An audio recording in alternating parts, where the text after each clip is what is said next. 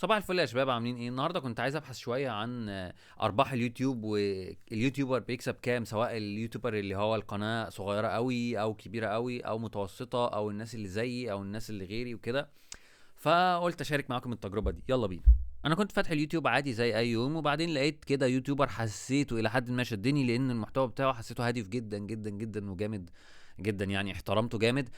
لكن في حاجه استوقفتني، ان انا حسيت ان الفيوز بتاعته، المشاهدات والسبسكرايبرز والحاجات دي، هو طبعا السبسكرايبرز بتاعته عاليه ما شاء الله، او متوسطه يعني. بس حسيت ان الفيوز بتاعته او نفس يعني الاودينس ريتنشن على الفيديوهات بتاعته حاجة قريبة قوي من الفيديوهات بتاعتي، فشدني الحوار. قلت طب انا ليه ما اشوفش ال يعني الفيديوهات بتاعته بتعمل مثلا ربحها قد ايه، او نتائجها ايه، او الكلام ده. فعامة هو اليوتيوبر اسمه محمد ماهر. صراحة ما اعرفش ليه شدني، او ليه الشخص ده اشمعنى يعني. عامة فدخلت، يعني الموضوع ده خدني اصلا ايه، ان انا اقارن معاه ما بينه وما بين ناس كتير. المهم آه، دخلت كده على الفيديو ده مثلا. تمام. و بعد ما اتفرجت شويه وكده، وهو فيديو جامد صراحه، عجبني برضو. يعني هو الراجل طريقته مرحه وكويس جدا. عامه كل اللي انا عملته ان انا دخلت كده على جوجل وكتبت يوتيوب ايرنينج كالكوليتور. تمام.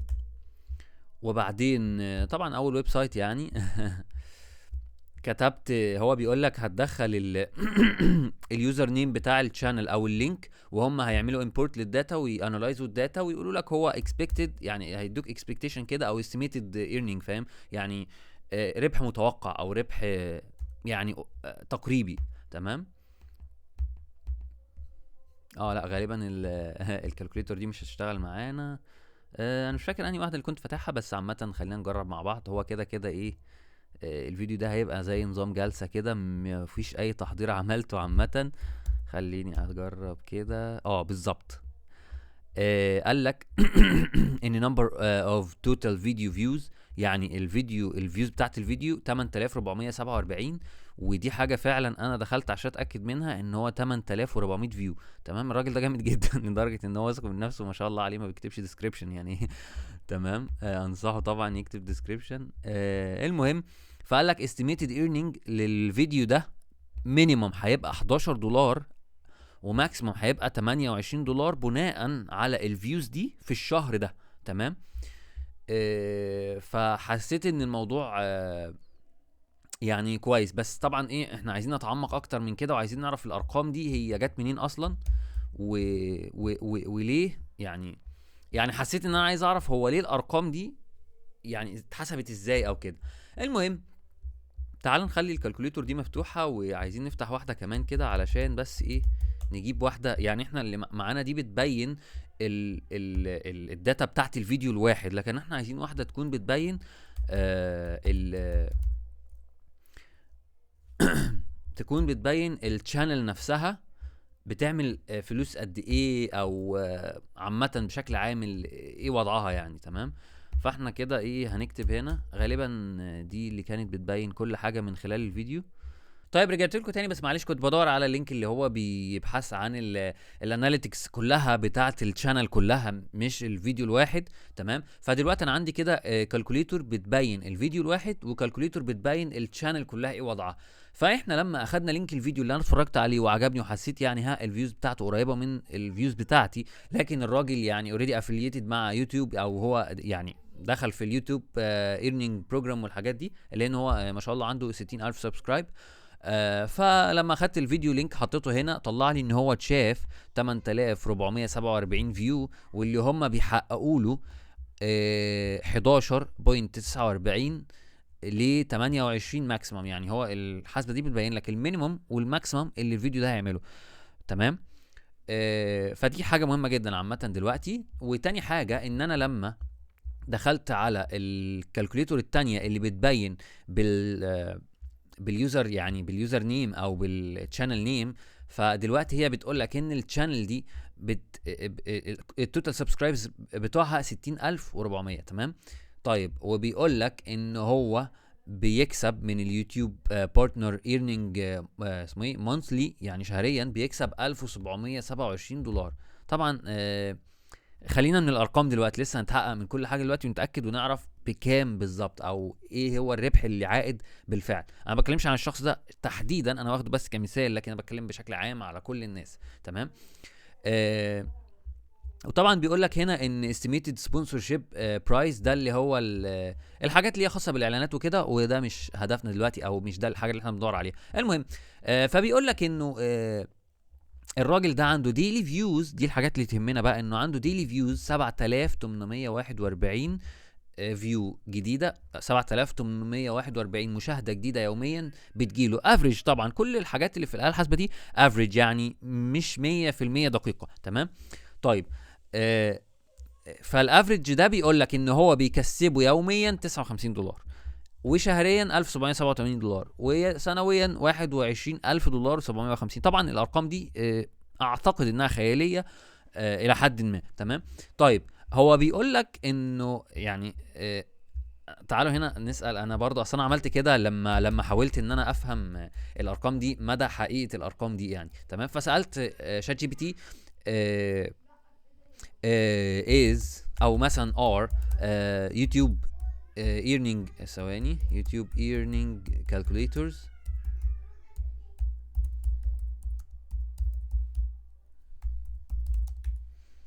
تمام.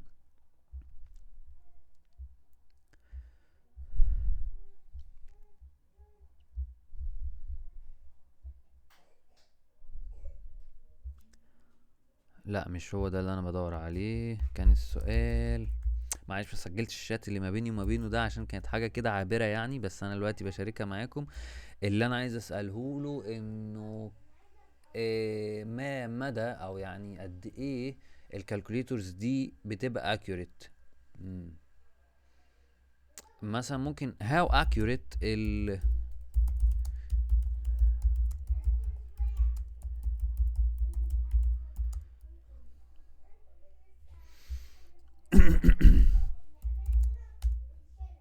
تمام. هو دلوقتي ممكن يقول لنا هو بيقول لك طبعا ان في حاجه اسمها السي بي ام، وان السي بي ام ده فيه فرايتيز كتير، وان هي يعني بتفرق عن بحسب نوع الاودينس وبحسب اللوكيشن، الجيو لوكيشن، وبيشوفوك منين وكم مره في السنه وقصص كتير جدا. تمام. ده طبعا كله ما يهمناش. can you provide an average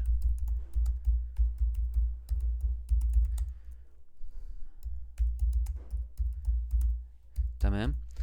فبقول له can you provide average percentage of accuracy، يعني ان هو احنا عايزين نعرف هو قد ايه accurate الحاسبات دي، يعني اللي هي اليوتيوب كالكوليترز. فهو قال لك طبعا انا بكلمه بالانجلش لان انا حاولت اتعامل معاه بالعربي، بس هو ما عندوش معلومات اعتقد كافيه جدا في المحتوى العربي او في الكوميونتي العربي او في جوجل بالعربي عامه يبحث عنه، فما عندوش داتا متخزنه بالعربي تفهموا الحاجات دي. طبعا كده كده انت اكيد معروف انه الكوميونتي الاجنبي السيرش فيه، لو انت سرشت بالانجلش في اي حاجه ده هيفيدك اكتر وهيكون اسرع بالنسبه لك وهيديك نتائج ادق واكثر شيوعا يعني.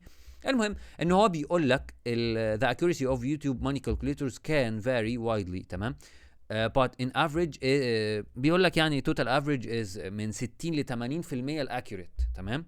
يعني مش 100% accurate، يعني الارقام اللي احنا شفناها دي مش حقيقيه 100%، بس هي من 60 ل 80%. تعالوا نضيق الدايره اكتر. هو دلوقتي بيقول لك ان السي بي ام ده هو العامل الاساسي او الحاجه اللي هم بيحسبوا من خلالها الراجل ده هيكسب كام. تمام.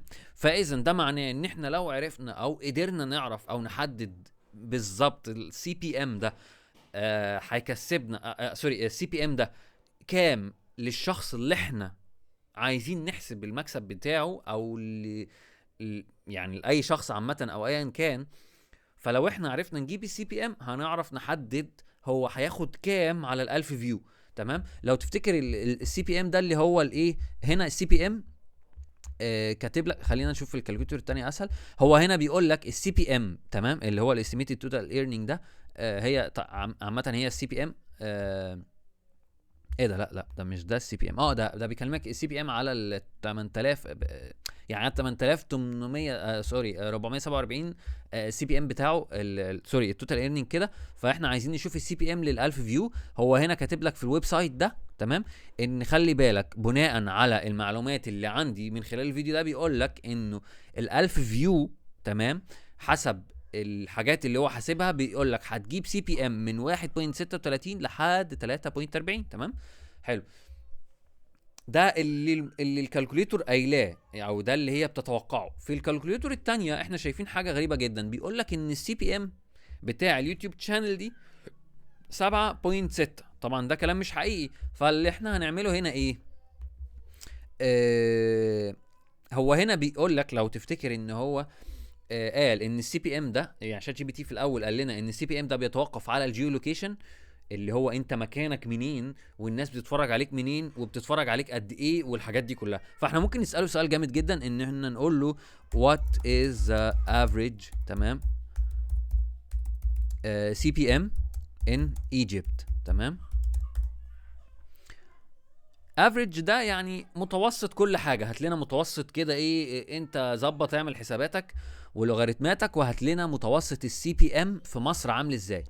طبعا هو بعد ما حسب بيقول لك الاودينس مش عارف ديموغرافيكس ومش عارف الكونتنت تايب ونوع الكونتنت ونوع الاعلانات والحاجات ما اعرفش ايه سيزوناليتي دي، يعني ان كان المهم ده بيقول لك سيزوناليتي يعني في رمضان حاجه ومش عارف ايه حاجه. المهم ان انا بيقول لك جبت لك الافريج ابروكسيميت هيبقى من 50 سوري سنت سوري 50 سنت يعني نص دولار لحد ماكسيمم $2 بير 1000 فيو. يعني كل 1000 فيو من خلال الحاجات والحسابات اللي هو عملها كشات جي بي تي، يعني انه في ال1000 فيو في مصر هتجيب له من نص دولار لحد $2. تمام. طيب لو احنا خدنا بقى الارقام دي تمام وقلنا للبرنامج معلش احسب لنا البرنامج بتاع الشانل ده، احسب لنا ان الارقام، طبعا احنا للاسف هنعرف هنا نديله رقم واحد بس يحسب عليه. فهو شات جي بي تي بيقول لك من نص دولار لحد $2. طب انا شايف وجهة نظري بتقول ان احنا لازم نحسب ارباح الراجل ده او ارباح الشانل دي، او لو احنا عايزين نعرف هو ايه هو القيمة المستفادة عامة من اليوتيوب شانل وصناعة المحتوى وانك تقدم العلم اللي عندك للناس وقصص كتير كده. احنا عايزين نعرف هو ده هيعود عليك بربح قد ايه، علشان لو انت حبيت تحسب وحبيت تستثمر في المجال ده فتبقى انت عارف. المهم احنا معانا افريج من نص دولار لحد $2. انا عامة هحسب المينيمم والماكسيمم والافريج. تمام. المينيمم هيبقى ان احنا نقول له 0.50 تمام، ونشوف هو هيرد علينا يقول لنا ايه. تمام. تعالى نقول له 0.50 اهو. تمام كده، ونشوف هو كده في ال 0.50 اهو بيقول لك ايه. ثواني، واضح ان الكتابه مش شغاله. طيب هو عايز يقول لك 0.60 دي الحاجه الاقل حاجه عنده. ماشي، تعال نخليها 0.6 زي ما كانت. هو بيقول لك لو هو هيكسب 60 سنت تمام، اللي هو 60 قرش يعني بالبلدي كده 60 قرش من $1، فبيقول لك ان الراجل ده هيكسب يوميا بالقناه علشان فيها 60,400 سب، وعلشان الديلي فيوز بتاعتها 7841. فالبني ادم ده بناء على الجيو لوكيشن وبناء على الحوارات دي كلها فهو هيكسب يوميا $4.7. تمام، يعني $4 و70 قرش او 70 سنت. تمام. والمونثلي هيكسب شهريا $141، والييرلي في السنه هيكسب $1715. اللي انا اشوفها حاجه بصراحه يعني مش احسن حاجه، فاهمني. طبعا انا بتكلم يعني الكالكوليتور دي كده بتبين لك حاجات كلها افريج، يعني مع عدم الاخذ بالاعتبار ان الراجل ده ممكن يكون بيجي له اعلانات من بره، ممكن يكون في شركات بتعمل له سبونسر، ممكن يكون في شركات بتجيب له جيفتس هديه، حاجات يعمل لها ريفيو وكده ويرجع هو يبيعها او يرجع يستفيد منها او ايا كان. تمام. برضو مع عدم الاخذ بالاعتبار ان انت كده القناه دي عامله زي مشروع، فانت كل ما بيجيلك سبسكرايبز وفيوز وحاجات زي كده فانت بتبني القناه بتاعتك، فاكيد كل واحد ليه هدف في القناه يعني بتاعته. ده مش المكسب اللي هيفضل يكسبه الانسان طول حياته، لا هو لو فضل يعمل فيديوهات كتير وكده هيكسب اكتر، ولو حتى لو عنده عدد سبسكرايبرز كبير قوي وفيوز كتير قوي، لو ما عملش فيديوهات لفتره طويله الحاجات دي هتبدا تقل، فالمكسب طبعا هيبدا برضو ان هو يقل. تمام. طيب تعال نشوف كده الماكسيمم. لو احنا قلنا له لا معلش احسب لنا على اساس $2، ثواني، زي ما احنا قلنا ان السكرول بتاعه او سوري الكتابه بتاعته بايظه، فاحنا لازم نسكرول. فاحنا لو قلنا له ان الراجل ده هيكسب الماكسيمم في مصر بناء على كلام شات جي بي تي في الافريج ماكسيمم، مش اللي هو الماكسيمم الحقيقي، تمام؟ لان انا هسال دلوقتي شات جي بي تي واقول له ايه هو الماكسيمم. ثواني، هقول له what is the maximum، تمام؟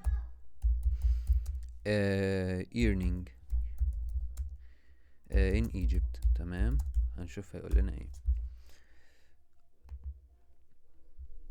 طيب هو برضو مصر على ان الماكسيمم ايرنينج ماشي. هو كان في ويب سايتس تانية بتقولك ان الماكسيمم ايرنينج في مصر بيتراوح من 3 ل 3 ونص، ده لما انت تبقى يعني فشيخ، تمام؟ بس خلينا نفترض جدلا ان هو ايه، 2 يعني، تمام؟ فال2 دولار، فبيقول لك ان الراجل ده يوميا بناء على برضو ال 60700 سبسكرايبر و 7800 فيو، فالراجل ده يوميا بيكسب 15.68 يوميا، و estimated monthly في الشهر يعني 470، وفي السنه 5700 دولار. لما انت طبعا تاخد الارقام دي وتحولها بالمصري، فبتكتشف ان انت بدات فعلا هنا القناه تجيب همها لما وصل لحد 60000 سبسكرايب، تمام؟ هل دي حاجه بقى صعبه ولا سهله؟ فانا احب اقول لك ان هي مفيش ليها مقياس، يعني ممكن تبقى صعبه جدا بالنسبه لناس زي فاتمنى طبعا انت تعمل لي سبسكرايب عشان ابقى اقول لك يعني الاخبار. المهم وممكن تبقى سهله بالنسبه لناس كتير، بس خلي بالك برضو في عوامل مهمه جدا في حوار المكسب ده. يعني الشخص اللي بيعمل ميوزك فيديو او الناس دي اللي هي زي مثلا الناس اللي زي محمد رمضان او ايا كان مين الشخص اللي هو حد بيغني، حد بيمثل، حد كده، الكاتيجوري ده بيبقى اقل من الكاتيجوري التعليمي، بيبقى اقل من الكاتيجوري الثقافي او انه الدوكيومنتري اللي هو الوثائقي اقصد، فاهم؟ فالحاجات دي كلها بتختلف. طبعا الحاجات اللي هي اللي ملهاش لازمه زي الفن والتمثيل والحاجات دي بتبقى محتاجه، يعني مثلا ليتس سي ان انت لو هتعمل محتوى تعليمي وانت جايلك 100000 فيو، ده هيبقى احسن من انك تعمل محتوى غنائي ويجيلك 200000 فيو. ال 100000 فيو في التعليمي هتكسبك اكتر، تمام؟ طبعا ده بناء على كلام شات جي بي تي، الله اعلم، انا ما اعرفش، كل دي توقعات وكل دي حاجات، بس انا حاولت اوصل لحد يعني ايه يعني اكتر حاجه دقيقه اقدر اوصل لها، تمام؟ ف تعالوا بقى نحسب الافريج من وجهة نظرنا للراجل ده. احنا قلنا المينيمم نص دولار والماكسيمم 2 دولار. طيب تعالوا نحسب دولار بوينت 25 اللي هو بالنص بالظبط، تمام؟ دولار بوينت 25 ثواني كده اللي هو 1.2، تمام؟ يعني الراجل ده هيعمل 9 دولار ونص في اليوم، بس بناء على المجهود اللي هو عمله والحاجات اللي هو عملها دي، تمام؟ عدد الفيديوهات بقى بالنسبة للراجل ده اللي هو نزلها، تعال اما اقولك علشان برضو نبقى احنا عندنا. الراجل نزل 902 فيديو، والراجل ده انا شايفه يعني حاجة كده بصراحة هو ما شاء الله عليه، يعني انا ما اعرفش يعني انا شايف ان هو ممتاز، يعني بينزل حاجات فيديوهات كتير ومحاضرات كتير وما بيزهقش ومرح وتحس انك عايز تتفرج عليه حتى لو انت مش فاهم او مش مناسب ليك يعني مش مناسب ليك الحاجات التعليميه او البروبلم سولفنج اللي هو كاتبها او الحاجات دي، بس هتحس انك عايز تتفرج عليه علشان هو فعلا بياخدك في رحله كده ان انت تتفرج عليه. طبعا احنا بعد ما هنقينا على الراجل يعني، فاحنا عايزين ايه طبعا في حاجه بقى كمان محتاجين نعملها. فاقصد اقول لك يعني ان الراجل ده نزل فيديوهات كتير جدا جدا جدا عشان يقدر يوصل وخلي بالك فيديوهاته مش سهله، ده اقل فيديو عنده 30 دقيقه او 35، يعني بص الفيديو ده ساعه وربع، الراجل ساعه وربع هاري نفسه عشان يوصل للليفل ده. anyways اللي هو حاجه برضو ستيل ان هو لسه في البدايه، بس انا اعتقد ان حد زي كده بيهمه ان هو يقدم حاجه هو مبسوط بيها وراضي عنها اكتر ما انه يقدم حاجه تجيب فيوز وخلاص، تمام؟ طيب في واحد تاني او في حاجه تانية شغلتني جامد فحبيت اسال عنها برضو شات جي بي تي، بس هقول لك ايه هي. ان في ناس بتقدم محتوى، تمام؟ هم مصريين، تمام؟ بس بيبقى عايش في الامارات او في السعوديه او في قطر مثلا او يعني خليج او الصين، بيبقى عايش مثلا، بيبقى عايش في امريكا، في كندا، في استراليا، في ايا كان. ف الحته دي استوقفتني جدا جدا جدا، لان انا برضو بشوف صناع محتوى كتير مصريين مشهورين جدا اول ما يعني بيوصل لليفل معين في الشهره كده بيروح طالع على الامارات وعايش فيها. تمام. فهنا بدات افهم حاجه، او انه بناء على الجيو لوكيشن، يعني شات جي بي تي قال لك انا بحاسب الفلوس بتيجي للشخص بناء على الجيو لوكيشن والاودينس اللي هو بيقدم لهم. ده معناه ان الجيو لوكيشن الافريج بتاعه بيختلف، فده معناه ان احنا لو جينا مثلا، يعني في واحد برضو من ضمن الناس اللي انا بحبها بس مش قوي يعني تمام. هجيبه اهو، هو مشهور برضو، مش محتاجين ان احنا يعني ايه. اتمنى ان الناس دي ما تزعلش مني، انا اخوكم الصغير جدا جدا جدا في مجال اليوتيوب يعني. المهم، تعالى ناخد القناة كده ونحطها هنا، ونجيب برضو الاحصائيات بتاعته، ونجيب احصائيات. ايوه تمام. ونجيب احصائياته في تعال نشوف اي فيديو ليه مثلا، وليكن اي فيديو. طبعا الراجل ده فيديوهاته ما شاء الله بتتشاف كتير، وكده كده هو مش يعني مش محتاج كلام يعني. تمام. تعال نشوف مثلا فيديو زي ده كده، او تعال نشوف فيديو قريب تاني زي يكون 8000 فيو زي الراجل اللي قبله، بحيث ان احنا تبقى المقارنه فيها نوع من العدل كده. تمام. الراجل ده 8300 فيو، الفيديو اللي فات كان 8400، يعني احنا قريب جدا او في الهدف عامه.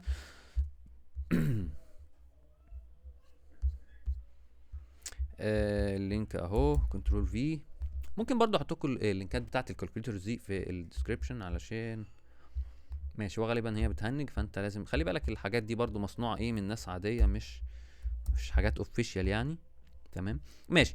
بيقول لك الفيديو ده 8328 فيو، وبيكسب الراجل 11.33 ل 28.32. المهم، احنا اتفقنا ان الموقع ده الاستيميتد ايرنينج بتاعته مش هي اكيوريت، او مش هي 100% الصحيحه يعني، لان هو حاطط لك الحاجات دي بتاعت اللي هي زي مصر مثلا او حاجه زي كده، او هو غالبا الموقع ده مهنج او عنده.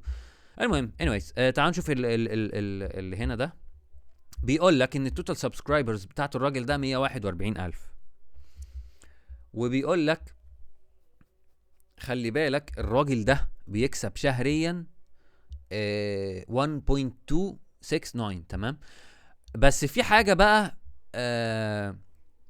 هنا بيقول لك التوتال فيوز بتاعته، رغم خلي بالك برضو خد النقطه دي، الراجل ده عنده سبسكرايبرز اكتر من الراجل اللي فات، مع ان الراجل اللي فات عنده فيديوهات اكتر بكتير من ده. تمام.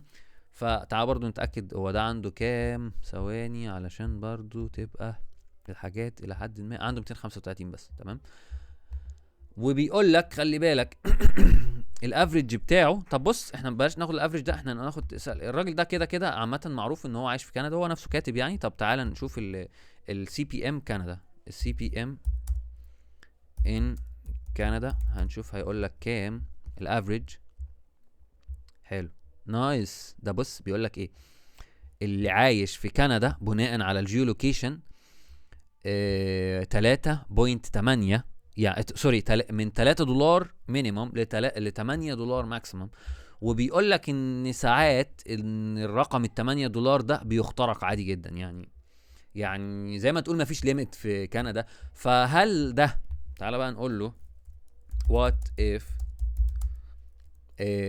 the YouTuber مثلا، لان السؤال ده هو اللي انا عايز اوضحه.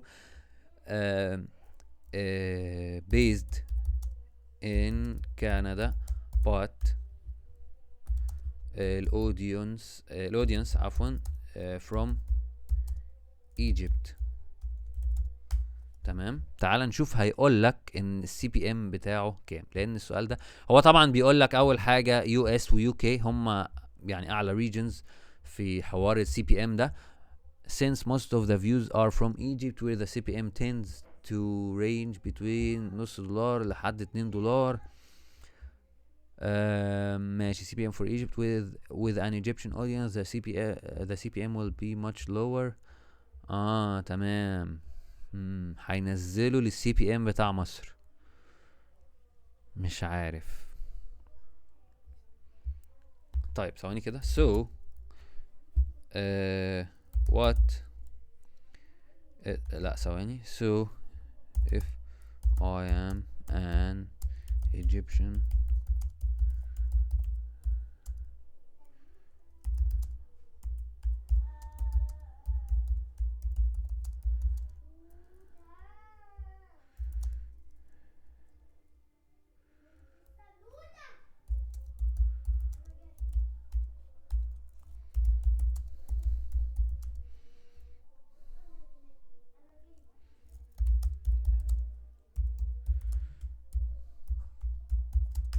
معلش انا مش احسن واحد في الانجليش يعني، فانتوا يستحملوني. المهم هو غالبا ما عندوش مشكلة، او ما يعني زي ما تقول ان هو بيقول لك هنا if most of your viewers in Egypt your CPM will be generally based on the Egyptian market. So الموضوع هنا قصده يقول لك انه سواء انت سافرت او ما سافرتش الجيولوكيشن بتاع الاودينس هو اللي هيفرق. فلو انت في اي مكان في العالم بس الاودينس من ايجيبت ده اللي هيفرق. طيب فغالبا الراجل ده هيعمل نفس الفلوس اللي بيعملها التاني، واحنا قلنا ان اخر حاجة عند التاني كان الافريج اللي احنا حطيناه لنفسه هو كان من نص دولار لحد 2 دولار. بس احنا قلنا تعال نشوف دولار بوينت 25. طب تعال نشوف دولار بوينت 25 للراجل ده اللي عنده سبسكرايبرز اكتر وعنده فيوز اكتر. تمام. 1.25، وطبعا مش عارفين نكتب الخمسة، بس بقول لك ان الراجل ده بيكسب almost او يعني تقريبا 13 دولار في اليوم، وفي الشهر 386 دولار. طب الاعلانات ده بيقول لك بص، ده السبونسرشيب او الاعلانات عنده بيقول لك ان هي بتعدي ال 315 دولار فور ايتش فيديو. جامد ده. هنا بقى ممكن. طب نايس، احنا كده فهمنا اهو. الراجل الاولاني كان 15 ثواني كده نعمل باك، معلش ثانيه واحده بس. الراجل الاولاني كانت الاعلانات عنده في الفيديو 4 دولار، بتكسبه في الشهر 4 دولار. تمام. لكن الراجل اللي التاني ده اللي هو بتاع كندا، هو راح فين؟ ثواني، ايه ده؟ بتكسبوا الاعلانات، لا ثواني بقى، ماشي كده كده. الاعلانات بتكسبوا 315 دولار which is رقم جامد فشخ. ممكن دي الادفانتج الوحيده اللي واخدها من كندا، الله اعلم. انا طبعا sponsorship price for each video. واو. طب تعال نسال شات جي بي تي بالمره قبل ما نقفل الفيديو. معلش لو الفيديو طويل، بس انا حاولت ان احنا ايه. طيب will my sponsor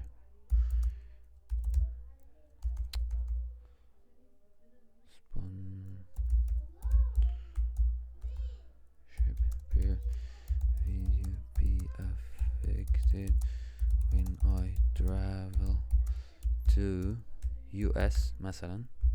يعني بقول له انه هل المعلنين او الاعلانات بتاعتي هتتأثر بفيديو كده. تعال نشوف. بيقول لك sponsorships often come from brands looking to reach specific audience and US based companies typically have bigger budgets and ماشي. يعني هو من الاخر بيقول لك in summary if you travel or move to US your sponsorship opportunities could increase. تمام، حلو الكلام. due to better access to US brands and advertisers as well as perception in a high value market. However the content relevance to brand، بصراحة الحتة دي مش واضحة قوي، فانا مش عايز اخوض فيها او ادخل فيها بدون ما يكون عندي معلومة. تمام. فاللي احنا فهمناه ثواني كده، انا شايف ان هو هنا الراجل ده الويب سايت ده بيتوقع، هو توقعاته غلط خلي بالك في بعض الحاجات، لان هو بيقول ان ده بيكسب المبلغ ده شهريا. خلي بالكوا والله ممكن تكون توقعات الكالكوليتور دي صح، الله اعلم. لان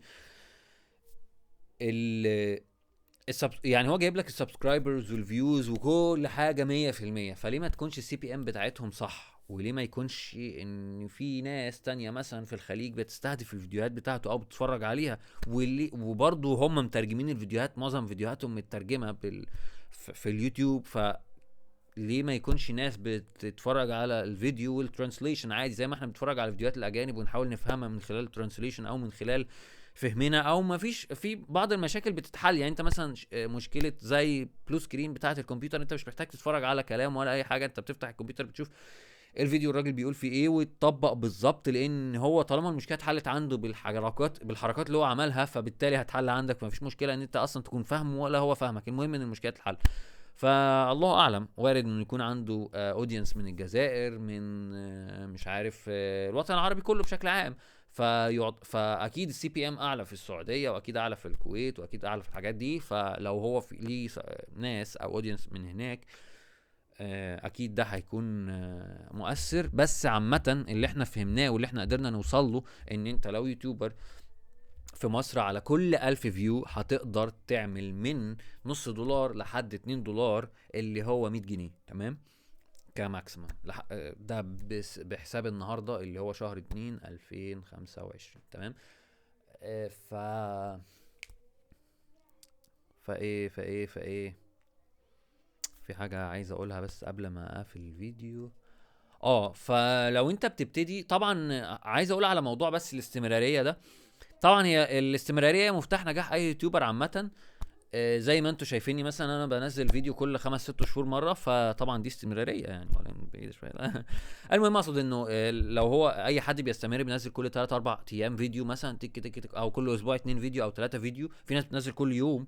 آه، فاكيد كل فيديو على الاقل هيجيب لك 1000 او 2000 فيو، اللي هم في اخر الشهر هيترجموا. يعني مثلا لو احنا افترضنا انت هتنزل، لو انت الفيوز بتاعتك قليله، فانت هتنزل 10 فيديوهات في الشهر مثلا، ودي حاجه كبيره جدا وهتتعب فيها جامد، خلي بالك. بس لو احنا افترضنا ان الفيديوهات بتاعتك على كل فيديو بتتشاف 1000 فيو، فانت بتتكلم ان انت لو نزلت 10 فيديوهات، فانت كده عندك 10000 فيو اللي هم بيترجموا 1000 جنيه، تمام. طبعا في ميزه في اليوتيوب، ان هو مش بس بيديك 1000 جنيه او سوري على كل 1000 فيو فلوس وخلاص الفيديو خلص. لا، ده الفيديو كل ما يجيب فيوز كل ما يعمل، كل ما يجيب فيوز كل ما يعمل. وفي على فكره فيديوهات انا شايفها، يعني مثلا كان في واحد منزل فيديو هو نفسه اتكلم عنه، بيقول لك انا كنت منزل فيديو اول ما الشاشات السمارت طلعت، بانه ازاي بيطلع يعرض شاشه الموبايل على التلفزيون. كان ساعتها تقريبا بيعرضها بالاتش دي حاجه زي كده. المهم فلما هو عمل الفيديو ده، الفيديو عادي نزل على اليوتيوب، محدش شافه خالص. بعد 3 سنين، بعد 3 سنين كاملين، الفيديو وصل لحد تقريبا 7 مليون. ده اخر مرة انا شفته من سنة، لان انا بحب اتابع الحاجات دي، بحب اشوف الفيديو ده وصل لحد كام. المهم ان هو وصل لحد 7 مليون السنة اللي فاتت، تمام. اللي هو اصلا فيديو بقاله 3 او 4 سنين على اليوتيوب. ما حدش طبعا، الراجل ده بيتكلم ان هو الفيديو ده اصلا نزل في 2017 او 18. بس المهم انه فضل 3 سنين، وبعد ال3 سنين على ايام الكورونا كده، الفيديو فجأة بقى ترند، وصل ل7 مليون بني ادم شافوه. فانت متخيل ان هو كان حاطط فيديو لا يفقه عنه شيء ولا يعلم عنه شيء، وتشاف 1000 او 2000 زي عادة الفيديوهات عنده. وبعدين الفيديو اتشاف فجأة مرة واحدة 7 مليون. فانت متخيل ان 7 مليون لما انت تيجي تقسمها على 1000 جنيه، مش عارف، انا فاشل في الحسابات، احسب انت وشوف، هتطلع رقم كبير جامد جدا. فهي ارزاق طبعا اولا واخيرا. وكده كده انت اصلا ايه، آه كده كده انت يعني كل ما الفيديوهات موجوده كده كده على اليوتيوب، فاي حد بيبحث عن الحاجه دي فهيدخل لها. فلما يدخل لها هيشوفها، وكل فيو انت هتاخد عليه فلوس، سواء النهارده، سواء اتشاف بكره، سواء اتشاف بعده، وهكذا. واليوتيوب بيقعد يحوش لك ويحسب لك التوتال فيوز. طبعا انت اكيد عندك يوتيوب ستوديو، اكيد فاهم الحاجات دي، او اكيد لا انت اكيد كده بكلم حد اللي هو لسه ما بداش. anyways ابدا في اليوتيوب. صناعه المحتوى جامده جدا. لو انت فاهم اي حاجه اعملها على اليوتيوب، او اعملها على فكره نفس الكلام بيتطبق على الفيسبوك وعلى تيك توك وعلى الحاجات دي. بس انا شخصيا بحب اليوتيوب، لانه ما فيهوش حاجات خادشه، وما فيهوش حاجات اللي هي ملهاش لازمه يعني من الاخر. او هو طبعا في حاجات ملهاش لازمه بس مش كتير زي باقي البرامج. anyways اتمنى انتوا تكونوا ما زهقتوش مني، تمام. واتمنى انتوا تعملوا سبسكرايب ولايكات عشان اكسب نص دولار على ال1000 فيوز. والسلام.